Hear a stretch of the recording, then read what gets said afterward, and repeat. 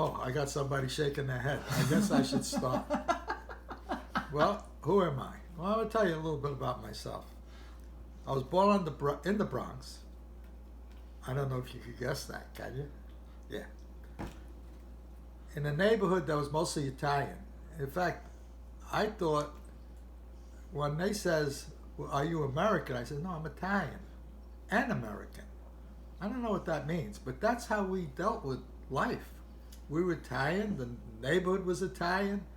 We had 47 butchers that sold veal cutlet in the window, you know. And what I used to love about it is that we come home and go out. And it was just the kids. We ran around. Did my mother know how? I think she had an idea. But we weren't driven there. We just met and it happened. And if we found a stick, we made a game of it. I mean, that's what, we were so basic. And I look at my grandkids today, and they belong to 15 leagues, and the parents are all about. My mother never saw me play anything, and I played every day. In fact, the one time my father came and see me, I was playing softball in the schoolyard, and I was pretty good. And I was hitting ball all over the place. I mean, I had a tremendous average, and I could hit. And all of a sudden, I see my father standing at the fence, and there's two men on. I see my father, ball goes straight up, pop up. And he goes to me after the game, he says, hey, you'll be okay, just keep working out. Dad, I'm batting like 500. Yeah, I didn't believe me, because he see me pop up. And that's I'm going to be off the subject constantly, because that's who I am. But with your kids, leave them alone. Once you're there and you're watching everything and you're taking home, how'd you do? How come you missed that ball? Leave the game at the field. You bring it home. When you leave the kid at the field and you go home, it gives them an opportunity to lie to you. They say, I got 4 hits. They might have struck out 4 times. You didn't see it. They can make it up. What's the big deal? And that's what it's all about. I mean, there's constant pressure. Not only on the kids, on yourself.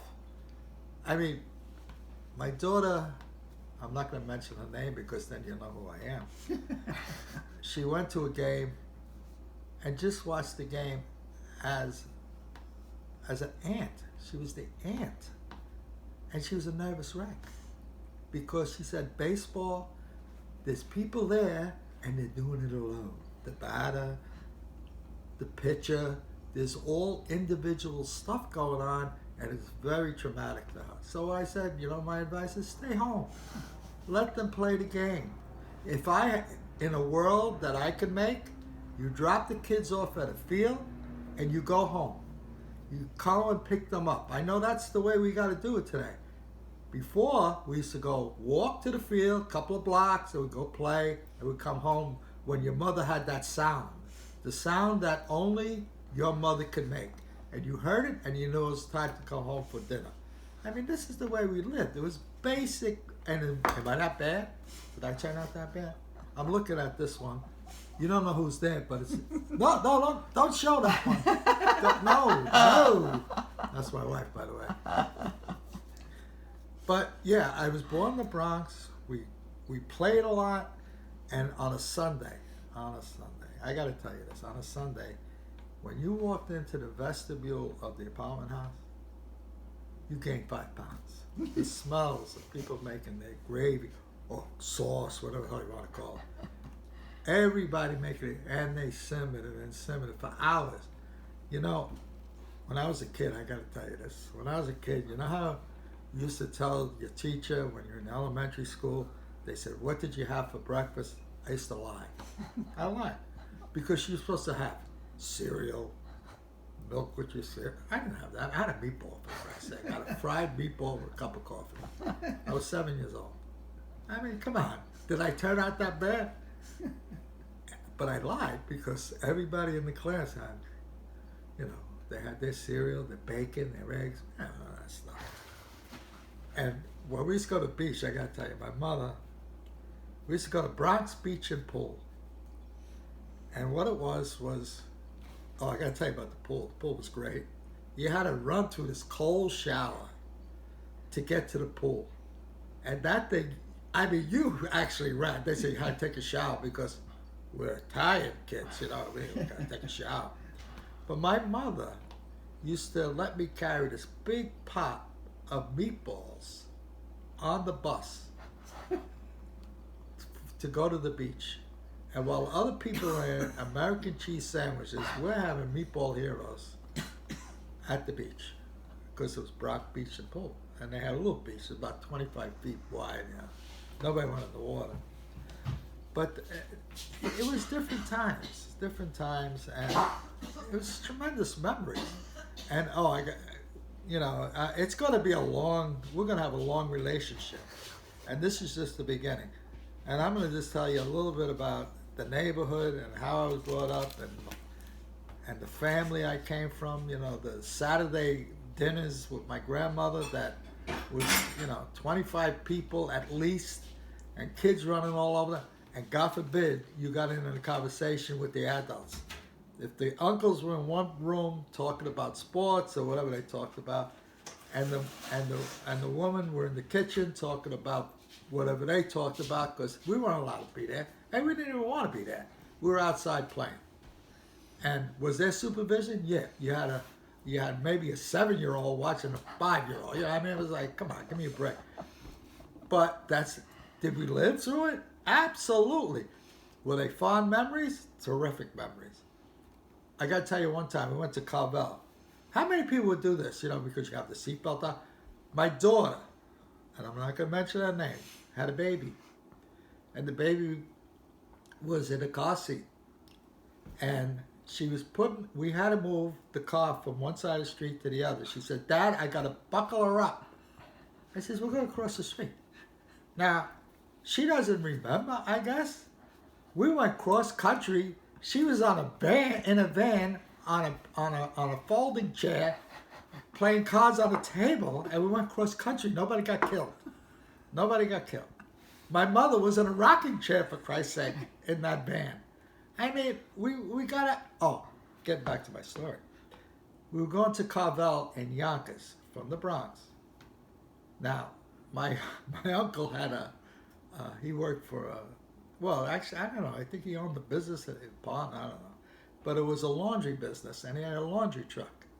He put all the kids in the laundry truck with the laundry, and he closed the van up. And he says, but keep quiet if they stop us, because I guess you're not supposed to be. No seatbelts, no nothing. And I'm here to talk about it, But, buckle up. So anyway, it was different times, and we're going to talk about those different times. And we're going to talk about what it's today. And that's only part of it, listening to me. That's going to be part of it. It might be the best part, but it's going to be part of it. But what we're going to talk about, I'm going to have interviews with seniors. And that was my daughter's suggestion, and it's a good one, because at one time I was the president of the senior clubs, and that was 1,000 seniors, so I got to know them pretty good. And they have some stories.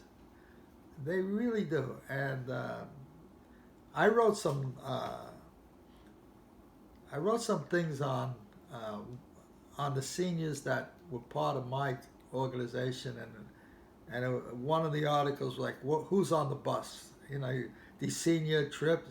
Everybody looks at it like, who's on the who's on the bus? Some really interesting people. And we're going to tell those stories. And I wrote a thing about how lucky I am. I used to have breakfast, and I say used to because they're not here anymore. They were here.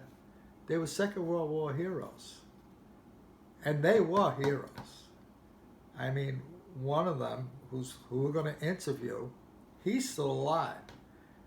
But he doesn't live with us. He doesn't live where we go to the McDonald's anymore. He lives with his daughter in this huge house.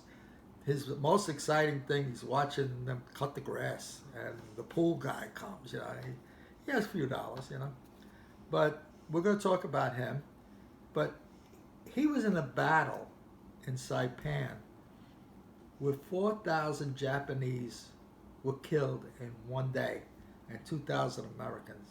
6,000 men killed in one day. Think about that. And he's a survivor of that.